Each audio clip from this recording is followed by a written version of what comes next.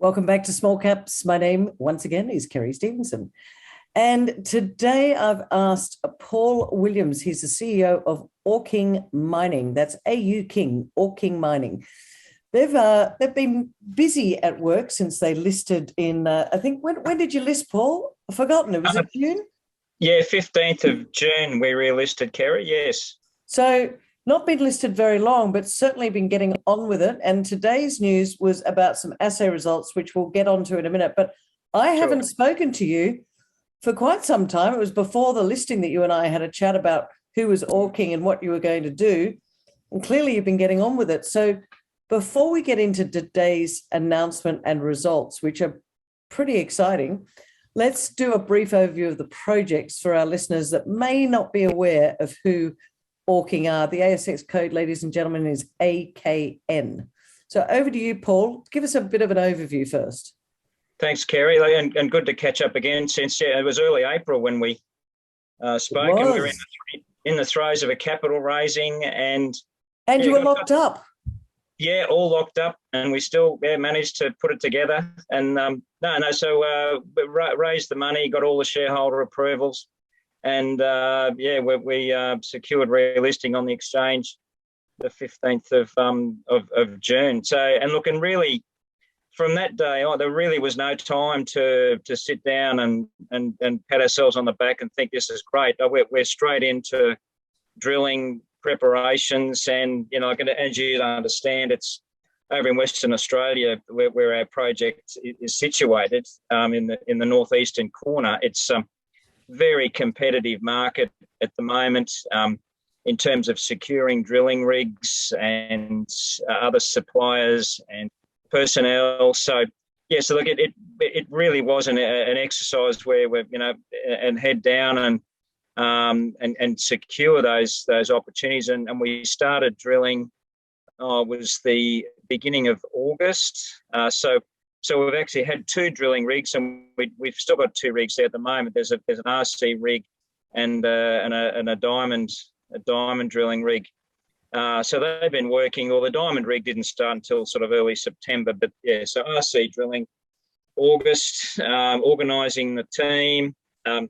Looking and getting ourselves up and going, and so we published our first lot of assay results in early October, about a month ago, and had some outstanding intersections. There was one drill hole in particular, but where we intersected 124 metres of more than 1% copper, 1% zinc, and 1% lead. So on that day, we attracted a huge amount of attention, where nearly the whole of our issued capital was turned over in one day.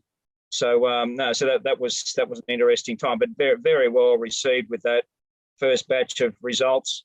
I suppose I should just quickly, Kerry, just summarise this Koongie Park project. It covers a 500 square kilometre tenure package near Halls Creek up in northeastern WA in the eastern Kimberley region. There's two particular deposits called Sandiego and Oneiden, and they sit on granted mining licenses, and so they're the two deposits that have been the subject of a fair bit of work in the past. And there is an existing JORC 2012 resource estimate of more than 6.8 million tonnes of copper, zinc, lead, and silver. So it was a tremendous base for us to start with, and a lot of data that we've been working through to help us with the planning for this current program. So it's been a busy time, and as I say, we've been drilling for some time, and that'll continue right up for as long as we can, up until Christmas.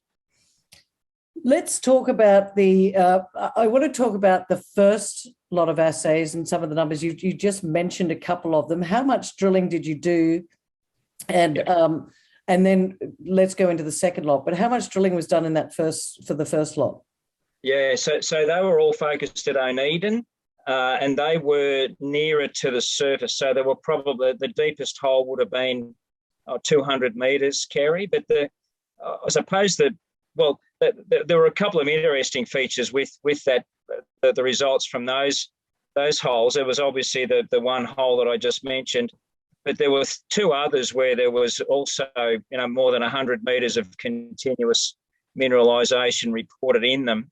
So near surface, high grade, and other things. For example, there's a section of molybdenum that was identified at the bottom of that same 124 metre hole. And also the holes were generally drilled along the eastern edge of the known area of mineralisation. So we had a few things in mind there. We were looking to test the mineralisation, but we're also looking to see if if we're at the edge of it. So if one or two of the holes weren't that good, then we've identified where that the mineralised zone had cut off. But what we found with each of the 5 holes was that there was still strong mineralisation through the holes and even still trending to the east. So there's more work to be done there, which we're coming back to now. Yeah, so that was a summary of the first lot of drill results, and as I say, it was very well received by the market. Did that surprise you, Paul, that that mineralisation was continuing? Were you expecting to hit the edge of it? Well, that was an interesting exercise where, it was a little bit surprising. We thought we were probably going to cut off, that eastern boundary, and we haven't yet because we were still drilling into, good intervals of copper and zinc and silver. And so that gives us, there's something going on in that eastern side of Oneida, which will require further work. So in terms of having 3 holes where you had more than 100 metres of continuous mineralisation, that we really didn't expect to see that. And, and they were all, as I say, 124 metres of more than 1% copper, zinc and lead. Didn't expect to see that. What were you expecting to see, and how did you? What's Koongie Park? You said 500 square meters. What percentage of it have you drilled so far? It's probably very small amounts. So square kilometres. I might have misspoken before. Yeah. So you didn't. I just misheard. You did say square kilometres. No. So the 2 mining leases, they're quite small in area. They would maybe might be 5 square kilometres, maybe a bit less in area across the 2 mining licenses, and then the rest of the ground. There's a couple of, as part of this program, there's 2 other areas that we're looking to do some drilling. One area called Email, which interestingly was drilled by Northern Star for several years before they acquired the gold projects, and so they did a lot of work at this particular prospect, and that's one of the areas that we're targeting. It's interesting that the West Australian Mines Department published a zinc project in Western Australia, a summary of some of the zinc projects, and this Email prospect was reported in somewhere around 5 or 6 million tonnes. That's not to JORC, but it's something that gives us a lot to look forward to. That deposit, it sits very close to the Pantoro. They operate a gold mine up there called Nicholson's, and Email sits very close to that. But it's another area that's had a lot of work done on it. But that's something that we'll be going back to.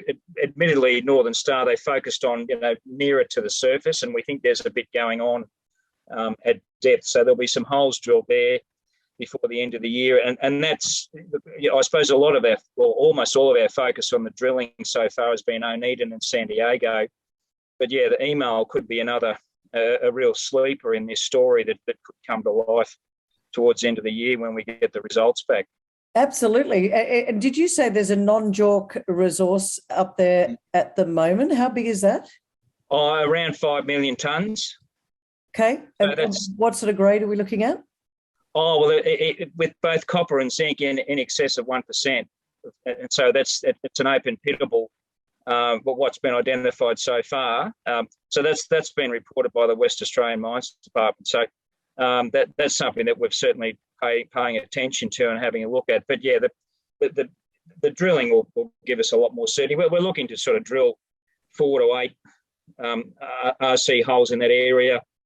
Depending on how we go with time. There's a bit of a battle against, it is starting to rain up there, and the wet season when it comes in, it can normally knock out drilling activities for a few months over Christmas and New Year. But I suppose the other thing with this project, Kerry, is that they're the Oneida and Sandiego, and I'll come back to Sandiego in a second because it's a slightly different kettle of fish, but they're about 20 kilometres outside of the township of Halls Creek, just off the Great Northern Highway, the Highway 1. So in terms of access, it's fantastic. You know, you're not bashing through spinifex and other grasses for an hour and a half to get to the site. It's just just turn out of town, down the highway, and a kilometre or so off the road, and you're into drilling. And that's the same. Email's about 5 kilometres off the highway, but it's in terms of access, it's you couldn't have a better package of projects to be working on. And just quickly with Sandiego, it's the other deposit that has had part of the resource estimate included with that. It's a very prospective.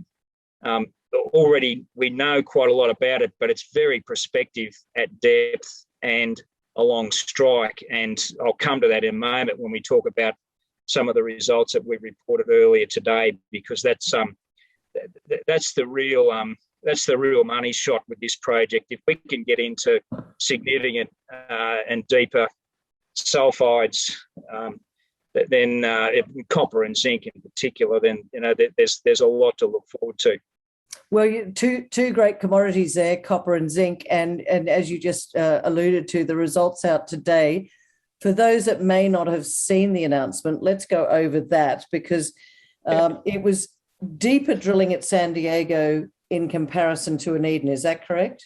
Yeah, well, there was a bit of a mix. We reported two deeper holes, and when I say deep, I'm looking at 450 to 600 metres of depth. So there were two holes at Sandiego. There was another three or four holes that we reported from Oneida, and they were scattered around the deposit. But with the Sandiego results, we've identified there was between the two holes.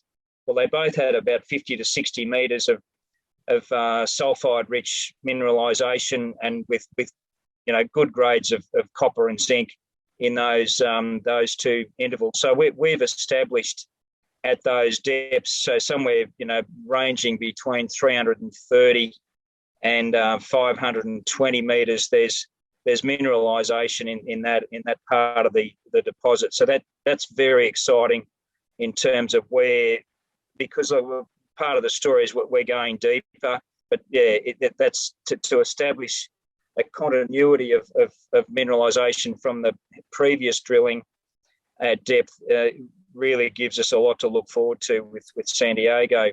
And so with the other holes at Oneida, they were more. There were some exploration holes. Once again, there were three of the holes drilled at Oneida, over 100 metres of continuous anomalous zinc and copper. When I say that, I mean at least a 0.1% of zinc and or copper, depending on which zone we were in. And so those holes were still in and around the known mineralised areas at Oneida. So that was important. The other couple of things. Sorry to interrupt you there for a minute, Paul, yeah. But as a non-geologist, some of our people listening, and I'm a non-geologist, what does that mean to you when you say that this is continuous? And has that surprised you to the upside? Does it give you confidence that what you've got there could be a company maker? Well, I suppose when we're doing these things, we're trying to establish enough confidence and certainty that there's enough material there. If you start mining, that there'll be enough there at a high enough grade to justify the mining activity. So with Oneida, that would be an open pit operation going down to 180 metres or thereabouts. So if you can, and one of the real gems with Oneida is that it's almost near surface. When I mentioned that 124 metre drill hole of 1% copper, zinc, and lead, that was from 8 metres below the surface. So, and so if you've got when you're talking strip ratios and things like that, when you don't have to move a substantial amount of overburden to get into the mineralised zones, and you've got continuous mineralisation, it makes for a pretty compelling story. The other thing I'd probably say, Kerry, with the results, there's two. Well, one thing, when we talk about the battery metals, the four big battery metals, copper, cobalt, nickel, and lithium, we reported a few weeks ago some results from historic drilling that did report the presence of really good grades of cobalt, but that was only from drilling from 2010 onwards. All of the previous drilling never assayed for cobalt, so we're going back into those old core samples, most of which are still up in Halls Creek where we're operating from. Going back, getting those reassayed for cobalt, but importantly, the Sandiego drill holes that we have reported today, they all had again the good grades of cobalt in those holes.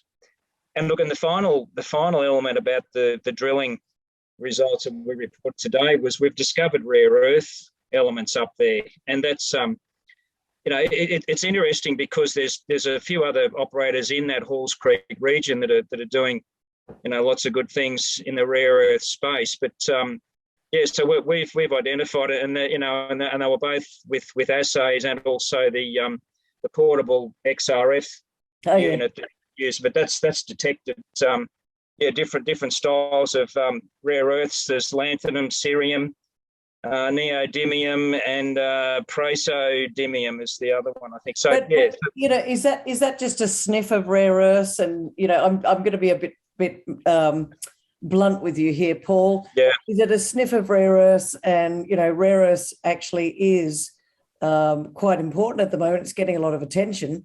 Yeah. Do you really have something, or is it just a little bit? Oh well. Yeah, well, it's early days, but the results, the assay results that we've had so far show continuous levels of anomalous, rare earth elements through the drill holes, mostly at Sandiego again.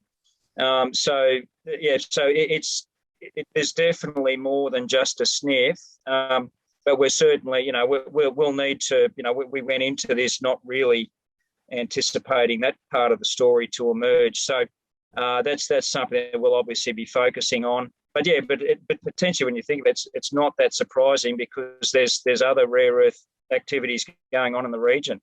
Does that add a lot of value to the project, the finding of these rare earths? What, from an investor point of view, when you mention that sort of thing, does it make it more complex as a mining operation? Does it add more value? Talk to me from an investor point of view where that sort of rare earth part of the story fits. Yeah, look, we'd like to think that it adds value. Like metallurgically, how complex that turns out to be. I suppose the interesting aspect that we found at Sandiego is the rare earths are occurring nearer to the surface. So our primary focus on the copper and the zinc mineralisation and the cobalt at Sandiego is at much greater depths and most likely underground. So you're potentially looking at a nearer surface rare earth operation, which can operate quite exclusively from anything else you're doing with the other metals. So that's something that we'll need to take a bit of time to look at. But it's certainly going to be something that the future drilling we'll be keeping a close eye on. Okay, we're running out of time, Paul. It goes so fast. You said earlier that you had you got an RC drill rig and a diamond rig. Yep. Where are they going to be working in the near future? What's the news flow? So the focus of the drilling at the moment, and that will be the case for about another month, will be at Oneida. So we're looking to take some core samples with the diamond drilling rig that are predominantly focused on some metallurgical test work that we're going to do. They'll all be taken from the known mineralised areas. So we would have an expectation that over the next few weeks, Kerry, that there'll be some strong results coming from those drill holes. there's a little bit of cleaning up to do at Sandiego, and then we go across to Email to do the drill holes, that are planned. And again, wet season permitting, but we're looking to roll those out before everybody packs up for Christmas. A lot of work going on at the moment, Paul. One last thing. Is Email a pure zinc play, or is it? No, there's copper in it as well. Yeah. Copper and zinc. So two very, very good commodities for you to be looking at. Paul, I really appreciate you talking to me, because this has exceeded your expectations for this project, hasn't it? I believe that these assay results coming back have exceeded, but mainly the sort of the wide and the high grade zone. Oh, it has, Kerry. Like when we started, we had a reasonable idea what we were looking for, but the results that we've had have just given us such a strong basis and a lot of confidence to really, really move into this and attack this project. And that's leaving aside some of the exploration work that we're planning across the 10-year package over the next sort of 6 to 12 months, but has exceeded, and it's a very exciting basis for us. You throw the rare earths in there that we've discovered with the latest round of drilling results. And I suppose the bottom line with our current position, Kerry, our focus has been on drilling, getting a solid base of drilling results. So we really haven't been out there marketing the story that strongly. And well, hang on a minute, Paul. We're running out of time, and this is how I like to finish things up. And okay. I've got three. People know that this is the way I do it. Three reasons okay. why people should be looking at AuKing Mining. And ladies and gentlemen, it was ASX code is AK, and they're just getting started. 3 reasons why you think investors should be sitting up and taking notice right now. Okay, the 30-second elevator pitch. Number one. That's it. With Koongie Park, the project's exceeded all expectations with what we've seen so far with the initial results, and we're very excited with what we're going to do going forward. Number 2, rare earths discoveries with the results we've reported today could be a very interesting, very highly complementary element to this project. And then the final point is, as I was alluding to before, we really wanted to focus on getting the drilling going, getting a solid base of results out. So we haven't been actively marketing the story at this stage.